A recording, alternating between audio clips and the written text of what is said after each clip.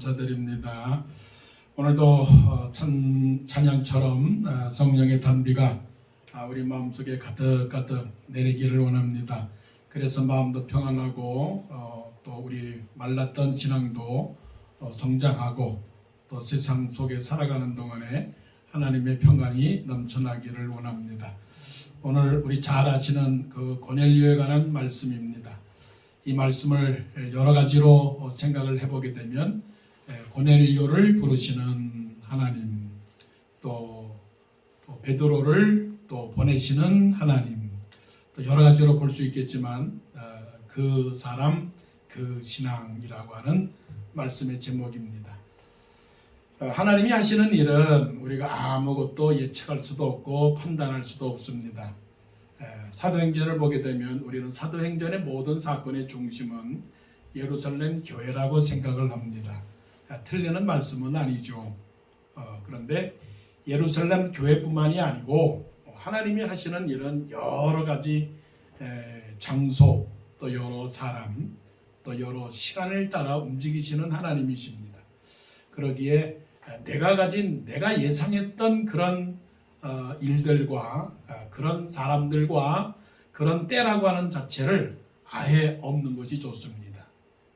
하나님께서 오늘 본문에 등장하는 그 사람은 예루살렘 사람도 아니고 이스라엘 사람도 아니고 히브리인도 아닙니다. 그 사람은 로마 사람입니다. 그러면 이제 전체적으로 볼 때 이스라엘과 로마라고 하는 것은 어떤 것이냐 하는 것은 사실은 이스라엘 사람들은 로마 사람들을 좋아하지 않습니다. 왜냐하면 로마가 지금 이스라엘을 지배하고 있기 때문에 그렇죠. 그러니까 모든 힘에 의해서 굴복당하고 있기 때문에 이스라엘의 입장에서 볼 때 로마 사람을 감정적으로 좋아하지 않습니다. 그런데 하나님께서 오늘 본문 말씀 보게 되면 로마 사람 이탈리아의 군대 백부장이라고 하는 고넬료라고 하는 사람을 등장을 시킨다는 것이죠. 벌써 우리는 사람마다 성격마다 다르겠지만 벌써 내 생각의 그 테두리에서 벗어나면 그냥 넘어가기를 바라는 마음이 많죠. 그게 예루살렘 교회였습니다. 예루살렘 교회의 생각은 뭐냐면 우리 히브리 사람들만이 교회를 이루자. 이스라엘 사람들만이 교회를 이루자. 그래서 교회 이름을 예루살렘 교회라고 했습니다. 사도행전 전체적으로 보게 됐을 때 사도행전의 주제가 뭐냐? 사도행전의 주제가 뭐냐면 이방인을 향한 구원의 행적입니다. 물론 이스라엘 사람들에 대한 그 믿음도 강조하지만 이방인들을 향한 하나님의 구원의 계획을 말씀하고 있는 거죠. 그래서 1장부터 그 8절에 나오는 그 말씀 자체가 예루살렘과 온 유대와 사마리아와 땅끝까지라고 하는 점진적인 것이고 그 다음에 전파적인 것이고 또 전도적인 것이고 또 전략적인 것이고 또 전달적인 것, 지금 다 말씀 단어들을 이해했는지 모르겠네요.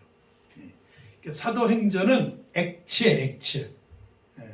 내 안에서 머무르는 말씀이 아니고 내 생각 속에서 그냥 가만히 정체되어 있는 것이 아니고 예루살렘과 온 유대와 사마리아와 땅끝, 장소의 전진, 시간의 전진, 또 사람의 전달. 그래서 전진적인 것이고 전파적인 것이고 전달적인 것이고 전도적인 것이 바로 사도행전의 의미다. 그것만 알면 사도행전을 완전히 다 마스터했다고 해도 지나치지 않죠. 단순히 우리는 그냥 사도행전은 성령 충만, 은혜 충만, 말씀 충만이라고 생각을 해요. 그런데 사도행전은 자꾸만 바깥으로 나아가는 거예요. 자, 오늘 고넬료라고 하는 사람을 보게 되면 이력서를 보시죠. 이력서를. 고넬료라고 하는 사람은 이달리아 부대라는 군대의 백부장. 이스라엘의 입장에서 볼 때는 조금 거부감이 있는 사람이죠. 만날 수도 없는 사람이지만, 쉽게 만날 수도 없는 사람이지만 또 만나기도 싫은 그런 사람. 근데 그런 사람이 2절에서는 반전이 일어납니다. 반전. 그 반전이 뭐냐면 그가 경건하여 온 집안과 더불어 하나님을 경외하며 백성을 많이 구제하고 하나님께 항상 기도하더니. 이럴 때는 젊은 사람들이 뭐라고 말하냐면 헐. 말이 안 되는 거예요. 이런 사람이 이런 사람이다. 말이 안 되는 겁니다. 여러분의 그 고정관념이라는 게 있어요. 고정관념. 그러면 하버드 대학 나온 사람들은 다 똑똑하다. 맞아요? 틀려요? 다 맞는다고 말한다고요. 다 맞는다고 말해요. 왜? 공부를 잘하니까 똑똑하지. 자, 우리 교회 안 나오는 사람은 신앙이 없는 사람이다. 맞아요? 틀려요? 맞다고 한다고요. 교회 안 나오는데 어떻게 신앙이 있느냐. 그럼 이제 여기서 이스라엘 사람들이 아니고 이탈리아 로마 사람들은 하나님을 믿느냐 안 믿느냐. 그 당시에는 안 믿어요. 그 당시에는 안 믿는다고요. 아예 전제가 로마 사람은 빼는 거예요. 그럼 누구를 포함시키느냐? 이스라엘 사람만 포함시키는 겁니다. 그 고정관념을 하나님은 깨뜨리기 위해서 베드로를 지금 나중에 등장을 시키시고 그 이스라엘의 예루살렘 교회를 변화시키기 위해서 지금 고넬료라고 하는 사람을 등장을 시킨다라고 하는 거죠. 자, 근데 고넬료가 어떤 사람이냐? 우리가 보기에는 말하기도 상당히 부담스러운 사람이에요. 우리도 예수 믿는 사람이지만 이 정도가 되지 못해요. 우리가 이스라엘 사람이지만 이방인이 이 사람이 이 정도까지 한다는 자체는 조금 거부스러워요. 왜? 그가 경건해서 온 지방과 더불어 하나님을 경외했다. 예, 원래는 하나님을 경건하여서 하나님을 경외한다고 했지만 우리말로 이제 풀기가 쉬워요. 경건하기 때문에 그가 경건하여서 세 가지가 나옵니다. 하나님을 어떻게 해요? 하나님을 경외했다. 경건하기 때문에 하나님을 경외했다. 두 번째는 백성을 구제했다. 세 번째는 기도했다. 이제 경건한 사람은 어떤 사람입니까? 하나님을 경외하는 사람. 그 다음에 또 백성을 구제하는 사람. 어떤 사람? 기도하는 사람. 성경은 성경이 해석을 해줍니다. 자, 여러분들의 그 고정관념 속에 경건한 사람은 어떤 사람입니까? 저를 향해서 혹시 경건한다고 하십니까? 좀 이미지가 틀릴 거예요. 왜냐하면 저는 여러분들이 생각하는 경건이라고 하는 그 이미지 속에 좀 달라요. 왜냐하면 여러분들은 경건을 무겁고 엄숙하고 어두운 걸로만 생각하니까. 그런데 경건의 의미를 말씀하기를, 경건은 물론 야고보가 말씀하기를 경건은 위로부터 나오는 경건은 고아와 과부를 그 환난 중에 돌아보고 자기를 지켜 세속에 물들지 아니하는 것이라. 야고보가 경건을 말씀을 했지만 오늘 말씀의 경건을 보게 되면 이건 꼭 암기하셔야 됩니다. 하나님을 경외하는 것이 경건이다. 그 다음에 백성을 구제하는 것이 경건이다. 또 기도하는 것이 경건이다. 그럼 이것이 경건이지 여러분들이 생각하는 여러분의 마음속에 갖고 있는 그 어둡고 무겁고 조금 이렇게 그런 게 경건이 아니다. 그러니까 우리가 이제 이 경건을 보게 될 때에 그 고넬료는 어떤 사람이냐? 경건했다. 그런데 그 경건도 80점의 경건이 아니고요. 몇 점의 경건이냐면 거의 99점의 경건이에요. 다시 보게 되면 자, 하나님을 경외하긴 경외하는데 혼자 경외한 게 아니고 어떻게 또 설명을 했느냐면 온 집안과 더불어. 나 혼자 교회 다니는 사람이 있어요. 나 혼자 예수 믿는 사람은 있어요. 그 사람을 경건하다 말하지 않는다. 이게 하나님의 기준이다고요. 자, 여러분의 모든 가족 중에서 나 혼자만 교회 다니는 사람이 있고 나 혼자만 예수 믿는 사람이 있어요. 하나님이 보시기에는 그 사람을 경건하다 말할 수는 있지만 완전한 점수는 못 받아요.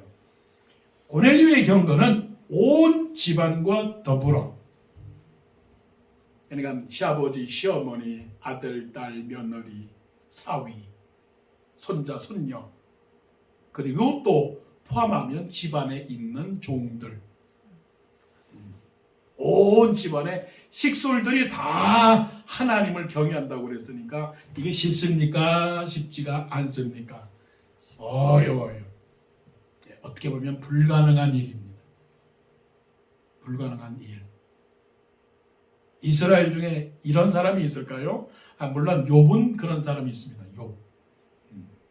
욥은 그런 사람이 있는데 이 당시에는 이만한 고넬료라고 하는 사람이 없다는 거죠. 그럼 하나님을 경외했다라고 하는 것이 어떤 것인가를 여러분들은 어느 정도는 상상을 해야 됩니다. 1년마다 3번씩 절기를 지켜야 되고, 우리로 말한다면 매주마다 주일 예배 참석을 해야 되고, 새벽 기도 가야 되고, 또 하나님을 경외한다고 그랬으니까 시간도 드리고 물질도 드리고 말씀도 읽고 말씀도 암송하고 말씀도 쓰고, 이게 쉬운 일입니까? 경외한다라고 하는 그 말 자체, 이 경외라고 하는 단어를 2단어로 말한다면 사랑하고 존경한다는 거예요. 사랑하고 존경한다. 그러니까 오로지 하나님밖에 없다는 거죠. 그러면 백부장의 군대 장관은 사령관일 텐데, 장군일 텐데 그 장군보다 더 높이 존경하고 사랑하는 분이 누구라고요? 하나님이라고 하니 내 앞에 다른 신을 내게 두지 말라라고 하는 그 말씀을 고넬료는 지켜나갔다는 거죠. 자, 온 집안과, 우리가 그 부사를 잘 보셔야 돼요. 온 집안과 더불어라고 하는 게 이제 라면이 불었다라고 하는 것이 아니고 함께 투게더라고 하는 말이에요. 함께 투게더. 그러니까 하나님을 믿는데 함께하는 그 신앙을 갖고 있었다는 거죠.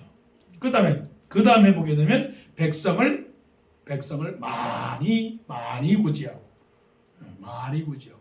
많이 구제했다는 것은 내가 원하는 특별한 한 사람을 대상으로 해서 그 사람을 집중적으로 구제한 것이 아니고 여러 종류의 사람들을 많이, 그 말이에요. 복수예요, 복수. 폴루스라고 하는 복수라고요.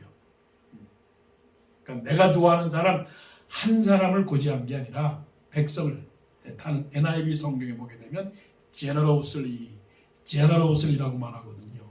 그 generous하다라고 하는 것은 한 사람에게만 generous하는 게 아니라 이 사람도 오케이, 저 사람도 오케이, 모든 사람에게 다 했다고. 그러니까 많이 구제했다라고 하는 것은 여러 사람에게 풍성하게 구제했다라고 하는 것이죠. 자, 여러분 경건하십니까? 자, 살면서 얼마나 구제를 하셨습니까? 얼마나 불쌍한 사람을 도와주었습니까? 이런 사람하고 상대할 수 있겠어요? 상대할 수가 없죠.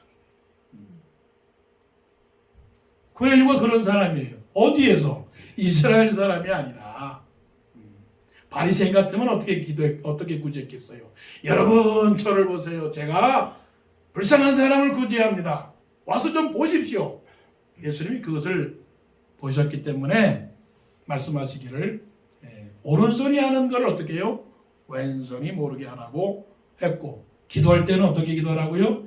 은밀한 중에 네 골방에 가서 기도하라고 말씀을 하셨다면, 고넬료를 향하여 경건하다고 말했으면 하나님을 경외한다라고 하는 그 자체의 그 경외가 구제와 기도라고 하는 것을 통해서 설명을 했다면, 고넬료의 하나님 경외하라고 하는 것은 어떻게 보면 신비로운 거예요. 어쩌면 나와 다른 믿음을 제가 가질 수가 있을까라고 그 정도로 고넬료는 정말 굉장한 사람이라고요. 그리고 또 자, 백성을 어떻게 해요? 많이 구제했다는 말, 더불어 하나님을 경외했다는 말과 많이 구제했다는 말을 우리가 유념해야 되겠죠.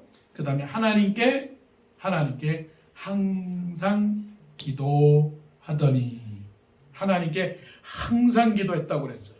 예, 항상. 그러니까 하나님께 항상 기도했다라고 하는 뭐냐면 every time이라든가 시간적인 상황을 말하는 게 아니고 어떤 일을 당할 때마다예요. 예. 원래 말씀은 어떤 일을 당할 때마다. 예. 그러니까 어떤 일이라고 하는 건 뭘까요? 예. 모든 일, 크고 작은 모든 일, 잘 때, 일어날 때, 운동할 때, 일할 때, 어떤 날, 시작할 때, 끝날 때, 그 어떤 그래서 그 영어 성경이나 다른 그 원래 성경을 보게 되면 모든 일을 만날 때, 디아판타스, 모든 일을 만날 때. 자, 그렇다면 이제 우리 스스로가 얼마나 고넬료와 다른 사람인가를 한번 점검해 봐야 되겠죠. 예. 더불어 하나님을 경외하십니까? 많이 구제하십니까? 항상 기도하십니까? 기도한다고 한다면 그래도 최소한 3번은 기도하시겠죠. 밥 먹을 때. 배고플 때 혹시 내가 좋아하는 음식을 먹고 싶을 때 하나님께 기도하고, 하나님 나 음식을 좀 먹고 싶은데 하나님 그 음식 주시기를 바랍니다라고 기도하는가요? 그런 사람도 있겠지만 그런 사람은 그렇게 많지 않습니다. 그렇다면 고넬료라고 하는 사람은 자기가 결제할 때, 자기가 해결해야 할 때, 자기가 군대를 데리고 나가서 출동할 때, 군대 중에 한 사람이 사고를 쳤을 때마다 어떻게 했다는 얘기입니까? 기도했다는 거예요. 이런 사람이 고넬료입니다. 근데 이스라엘 중에는 이러한 믿음을 만나지 못했다라고 하는 인물이 또 하나 나오는데, 그 인물이 마태복음에 나오는 백부장의 믿음이에요. 그 백부장이 이 백부장인지는 모르겠어요. 하지만 그것도 또한 이탈리아 군대의 백부장이에요. 그러면 왜 성경에서 이스라엘 중에서의 믿음보다는 이방인 중에서의 믿음을 강조했을까라고 하는 것을 눈치를 채야 되는 거예요. 무슨 눈치? 내가 지금 선택받은 이스라엘 백성이라 할지라도 내가 스스로 아브라함이 우리 조상이라고 말할 만한 그런 열매가 없구나. 그러면서 회개하고 합당한 열매를 맺으라라고 하는 것이 말씀의 교훈이에요. 그렇다면 오늘날 우리는 스스로의 신앙을 자랑할 수가 없고, 자랑할 이유도 안 되고, 자랑할 자격도 안 되고, 자랑할 게 아무것도 없다라고 하는 것을 깨달으면 그게 바로 뭐냐면 하나님의 은혜입니다. 자랑할 게 있습니까? 없습니까? 없습니다. 주일날 예배드렸다고 자랑하지도 마시고, 어느 사람에게 내가 도와줬다고 말하지도 마시고, 내가 기도한다고 말하지도 마시고. 그러니까 하나님이 우리를 보실 때는 그냥 가만히 하나님 앞에서는 그냥 가만히, 오직 여호와는 그 성전에 계시니 온천하는 그 앞에서 잠잠할지어다. 정말 우리가 하나님을 하나님으로 믿는다면 입을 열 수가 없지요. 왜 열 수가 없을까요? 우리가 말할 만한 그게 없잖아요. 그런데 그 하나님을 경외하지 못하기 때문에 우리는 자꾸만 말을 합니다. 왜 말을 하느냐 하면 본인이 하나님보다 더 낫다라고 하는 생각이 있기 때문이죠. 자, 이제 신학적인 질문을 하게 됩니다. 자, 고넬료는 이런 사람입니다. 행위가 아주 완전한 사람입니다. 행위가 그런데 오늘 말씀의 그 뒷부분에 가보게 되면 이런 고넬료를 하나님께서 환상 중에서 부르십니다. 자, 말씀을 보시고요. 3절에 하루는 제9시쯤 되어 환상 중에 밝히 보매 하나님의 사자가 들어와 이르되 고넬료와 하니, 하나님께서 환상 중에서 고넬료와 부르십니다. 말씀이 그렇다면 우리도 하나님이 부르십니다. 어느 중에 꿈속에, 어느 중에 사건 속에, 어느 중에 환상 중에, 어느 중에 비몽사몽간에 하나님께서 우리를 부르십니다. 부르십니다. 뭘로 부르시냐? 말씀 안에서 우리를 부르셔요. 깨닫게 하십니다. 그때 여러분, 그때 하나님의 음성을 들으셔야 됩니다. 전파가 잡히듯이 하나님께서 우리를 부르시는 그 부름의 음성을 들으셔야 됩니다. 고넬료야, 김 목사야, 들어야 됩니다. 근데 우리는 잘 못 들어요. 잘 듣는 거는 전화 벨소리는 들어요. 네, 전화 벨소리가 이 전화 벨소리가 누구한테 오는 거구나까지 대충 짐작은 가요. 대충. 왜냐면 하루에 나에게 오는 전화 중에 어느 누구가 전화가 올 것이다라고 하는 것은 감을 잡으니까. 그런데 하나님께서는 날마다 우리에게 성령의 음성으로 우리의 심령을 두드리시는 거죠. 볼지어다 내가 문 밖에 서서 문을 두드리노니 누구든지 내 음성을 듣고, 하나님이 말씀을 하시죠.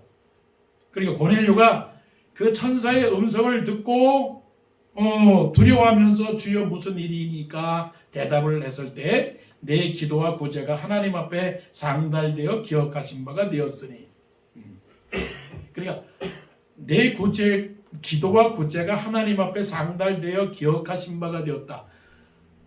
그러니까 고넬료의 삶에 있어서 하나님께서 모든 것을 고넬료가 한 것이라고 기억을 했다라고 하는 거니까 얼마나 고넬료가 하나님을 기쁘시게 하는 자가 되었다는 것을 우리가 상상할 수 있죠. 이런 고넬료를 하나님께서 누구를 지금 어떤 일을 벌이시느냐 하면 베드로를 부르시라. 베드로를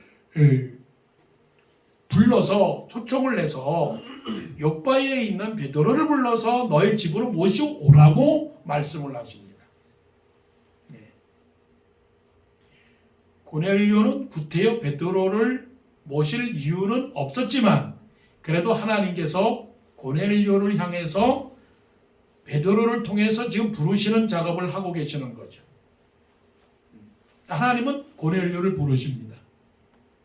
그러면 행위로 부르셨느냐? 고넬료가 그만큼 믿음의 행위가 올바랐기 때문에 고넬료를 부르시느냐라고 하는 질문을 하시겠지만 그것은 아니고, 하나님께서 고넬료라고 하는 사람에게 은혜를 주어서 고넬료에게 믿음을 주었고, 또한 믿음을 가진 고넬료에게 베드로가 고넬료의 집에 와서 베드로가 고넬료에게 안수하고 기도하도록 만들어주는 이 역사를 하는 거죠. 그래서 고넬료가 성령 세례를 받도록 그렇게 하나님께서 역사하신 것을 보게 되는 것이죠.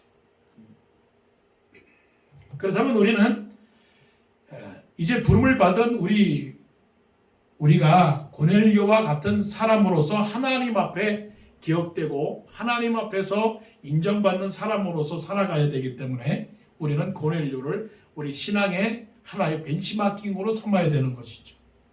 고넬료처럼 살자. 고넬료처럼 믿음을 갖자.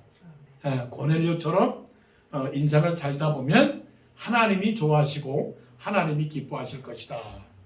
그런 마음을 가져야 되는 것이죠.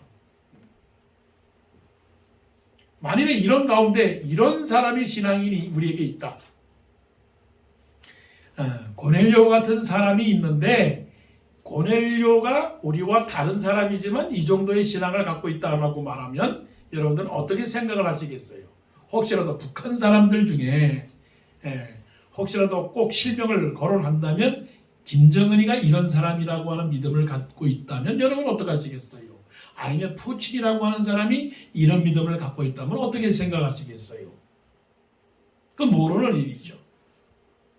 그렇기 때문에 우리는 하나님께서 우리도 또한 이스라엘 사람은 아니지만 이스라엘 백성들 가운데서 모자라는 수, 곧 이스라엘에게 있어서 하나님의 미달단 그 수를 채우기 위해서 하나님께서 우리를 부르셔서 그 이방인의 수를 채운 것을 깨닫게 된다면 우리도 이제 우리는 고넬료와 같은 그런 믿음을 가져야 되겠다라고 하는 거죠. 그럼 어떻게 하면 고넬료와 같은 사람이 되느냐? 고넬료라고 하는 것은 고상한 믿음을 가져야 된다는 거죠. 고상한 믿음. 고넬료 입장에서 믿음을 갖는다라고 하는 것은 사실은 어려운 거예요. 왜 어려우냐면 그 로마 시대에 황제라고 하는 것이 있지 않습니까? 로마 사람이라면 이 세상의 신은 누굽니까? 로마의 황제 가이사르예요. 가이사. 로마의 황제의 이름을 가리켜서 가이사라고 말을 해요. 가이사. 대통령이라고 하듯이 그냥 가이사. 가이사라고 말하면 대통령이라고 하는 말이에요. 그러니까 로마 시대에 모든 나라 사람들은 로마가 지배하는 나라 사람들, 로마 시민뿐만 아니라 로마가 지배하는 나라의 사람들은 다 누가 제일이냐? 가이사가 제일이에요. 그러니까 예수님께서 십자가에 못 박히신 이유 중에 대제사장과 장로들이 하는 말이 뭐냐면 저 예수가 로마의 황제를 믿지 않게 황제를 무시하고 자기가 스스로 자칭 하나님이라고 하더이다라고 하는 걸 갖다가 헤롯에게 또 빌라도에게 고소했기 때문에 빌라도가 고민을 했던 거예요.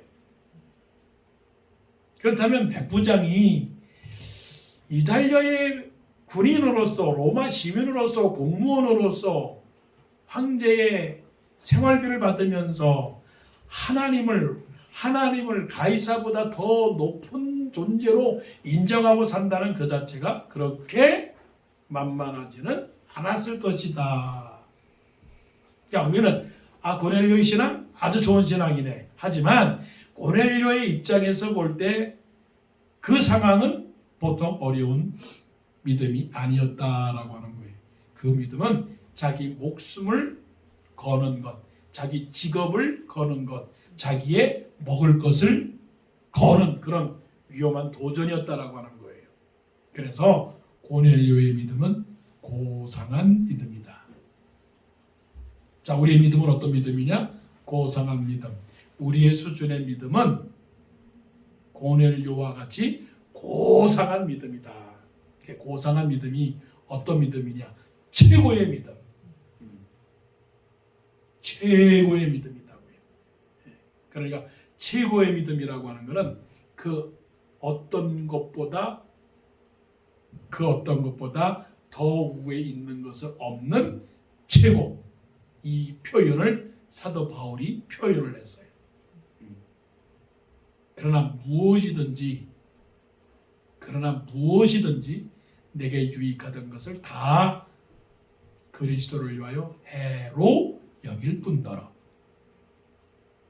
또한 내가 그리스도를 위하여 모든 것을 배설물로 여김은 그리스도를 아는 지식이 가장 고상함이라.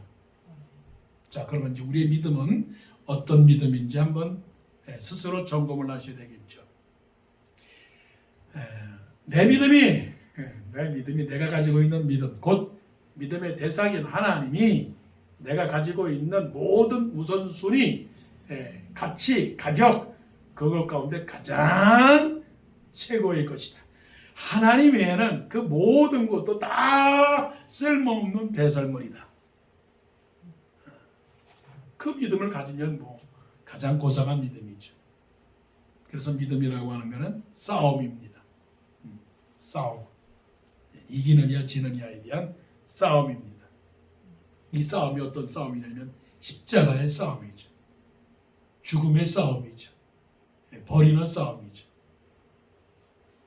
그러니까 고넬료는 로마의 가이사보다 가장 높은 분이 하나님이다라고 하는 신앙입니다. 자, 여러분, 하나님이 최고로 높으신 하나님이신 줄로 믿습니다. 아멘.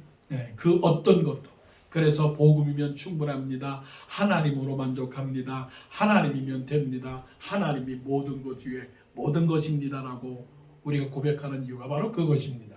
여러분들이 가장 고상한 믿음을 갖는 고넬료와 같은 그런 믿음을 갖기를 원합니다. 아멘. 고넬료, 내일에 대한 소망입니다. 무슨 말인지 아시는지 모르겠네요. 고넬료는 고상한 믿음, 넬료는 내일에 대한 신앙, 내일에 대한 소망. 자, 장차 소망이 있다라고 하는 건 뭘까요? 미래가 있다는 건 뭘까요? 현재보다는 미래가 더 낫다. 그게 소망이지 않겠습니까?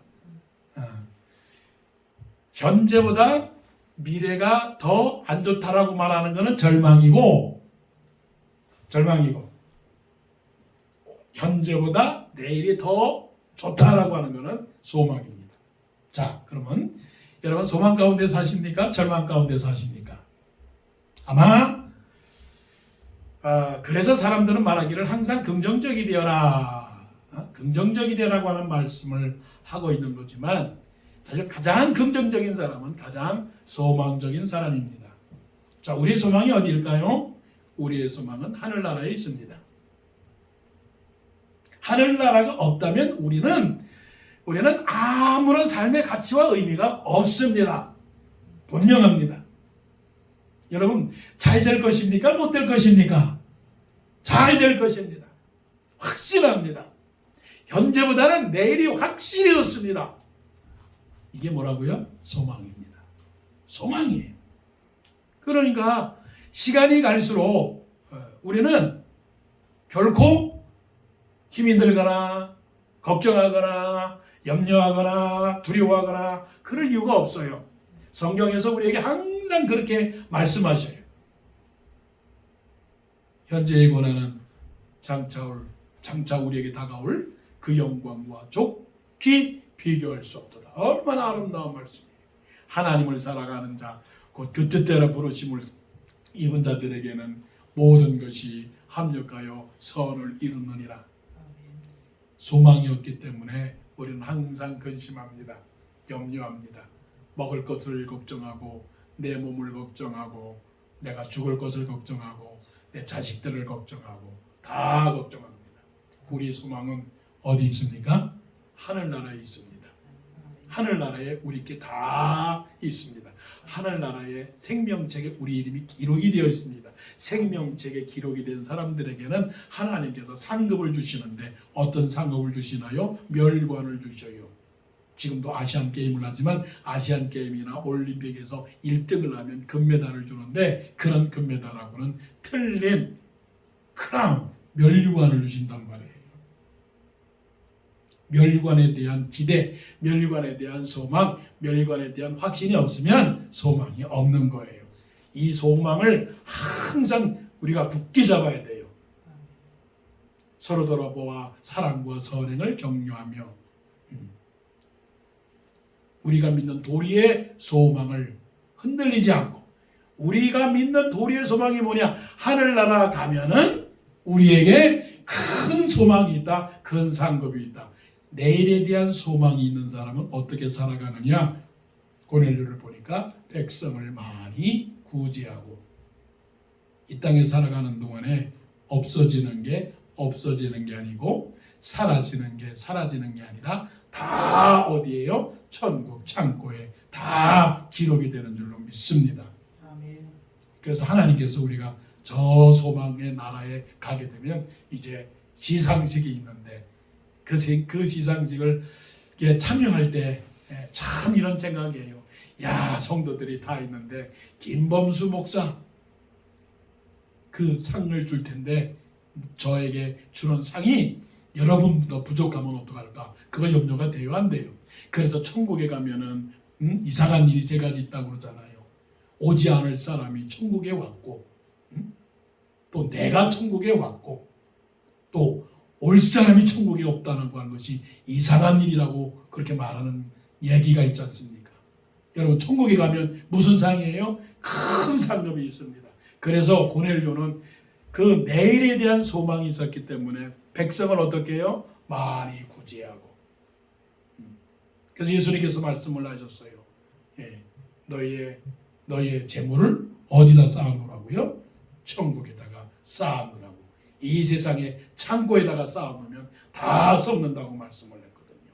그러니까 세상에 살면서 우리가 해야 할 일은 정말 소망이 있는 사람이 하는 일들은 뭐냐면 이 세상에서 소망을 가지고 지금 이 세상에서 사라지는 것은 없어지는 것이 아니라 천국에서 나에게 다가오는 상이다. 그래서 생명의 면류관, 자랑의 면류관, 금면류관, 의의 면류관, 썩지 않는 면류관. 몇 가지 면류관이요? 5가지.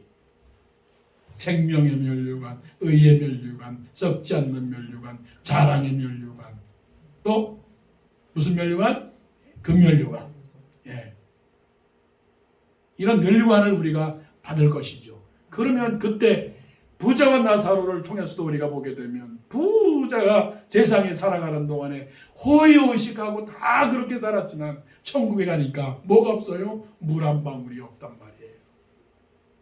그 세상에서 많고 많게 풍성하게 살았던 부자는 천국에 가서 물 한 방울이 없어서 물 한 방울이라도 내 목에 좀 적셔달라고 그렇게 간구했잖아요. 그런데 세상에서 없던 그 나사로는 아브라함 품에 안겨서 별의별 것 정말 영생복랑 누리지 않았습니까? 내일에 대한 소망이 있는 사람은 어떻게 한다고요? 세상에서 사랑하고 세상에서 섬김을 베푸는 그런 사람이 이게 고넬료예요. 그 다음에 리오 요때다 기도하고 요일마다 기도하고 필요할 때마다 기도하고. 아이고 무슨 말인지 아는지 모르겠네. 자, 고넬료가 어떻게 했어요? 하나님께 항상 기도하더니 요때다 기도하고 요일마다 기도하고 필요할 때마다 기도하고. 그러니까 야, 하나님은 모든 것에 뭐예요? 메스터예요, 메스터. 모든 것의 주인이세요. 모든 것의 사장님이세요.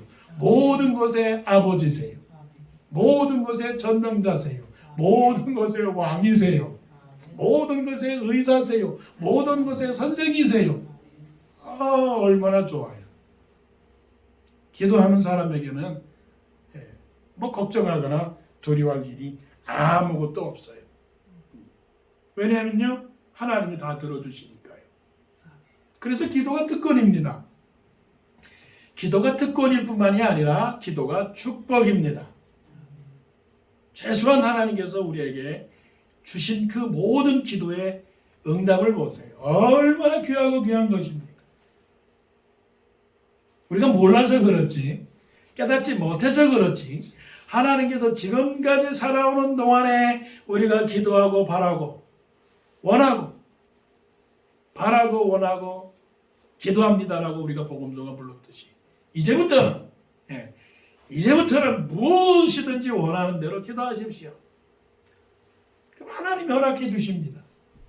그러니까 고넬료의 기도를 보게 되면 하나님께 항상 기도하더니, 기도하는 사람을 보게 되면, 신앙의 인물들을 보게 되면 하나님이 안 도와준 사람이 어디 있어요? 아브라함이 기도했더니, 모세가 기도했더니, 요수아가 기도했더니, 요셉이 기도했더니, 그 기도 가운데서 응답하지 않은 기도가 어디 있겠느냐고요. 일용할 양식을 위해서도 기도하고, 그래서 무엇을 먹든지 마시든지 또 아무거든지 무엇을 먹을까, 무엇을 마실까, 무엇을 입을까 염려하지 말라고 말씀하셨잖아요. 항상 기도하고 낙심하지 말라고 말씀하셨잖아요. 고넬료처럼 어떤 상황 속에든지 하나님께 기도하자. 기도하면 하나님이 주신다. 기도하면 내 마음도 치료하시고, 기도하면 막혔던 것도 열어주시고, 기도하면 이 세상의 복잡한 문제도, 하물며 비도 내리지 않는데 비를 내리게 하시는 하나님, 하물며 병자도 하나님께서 환자에게 손을 얹고 기도하면 낫게 하신다라고 하는 말씀처럼 우리도 기도하게 되면 모든 것이 다 이루어질 줄 믿고, 자, 고넬료의 신앙을 찾으시기를 바랍니다. 그런데 고넬료는 그냥 일반적인 신앙이 아니고 그 사람의 그 신앙이에요. 그런 신앙을 한번 가져보지 않겠습니까? 그 신앙. 어떤 신앙이요? 고상한 믿음. 어떤 신앙이요? 내일에 대한 소망. 어떤 신앙이요? 요때다. 요일마다 기도하는 신앙. 그런 사람이라면 세상이 뭐가 두렵겠습니까? 그러니까 하나님께서 고넬료를 인정하시고 고넬료에게 베드로를 모시라고 했고 또한 고넬료는 그 베드로를 모시라고 하는 말씀에 순종을 했지요. 이러한 고넬료의 신앙을